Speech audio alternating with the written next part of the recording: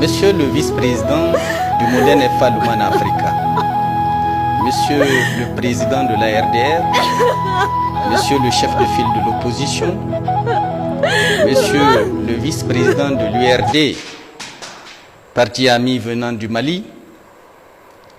Messieurs les représentants du corps diplomatique et des organisations internationales, Messieurs les présidents des coordinations régionales, Mesdames et Messieurs les présidents des organisations de masse de l'Umana Africa, Mesdames et Messieurs les délégués au Congrès,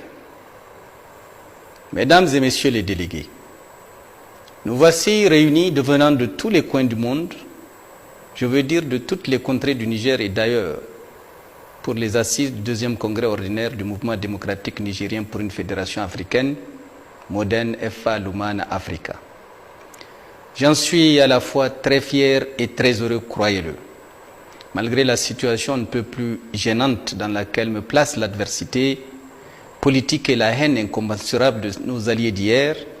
qui, parce qu'ils ont l'avantage de pouvoir abuser de la puissance publique,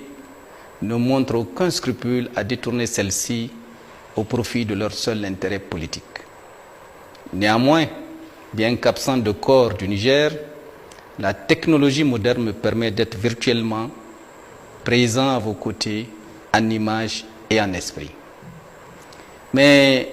avant d'aller plus loin dans mon propos, permettez-moi de vous exprimer ma sincère reconnaissance pour être resté fidèlement et fermement attaché aux idéaux du parti, et ce malgré mon départ forcé en exil et les multiples formes d'oppression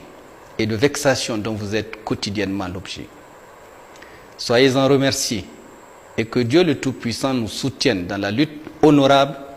que nous menons contre l'intolérance et l'extrémisme des nouveaux maîtres du Niger qui croient que l'abus de la force constitue la meilleure protection contre l'alternance qui se profile à l'horizon de leur mandat presque achevé.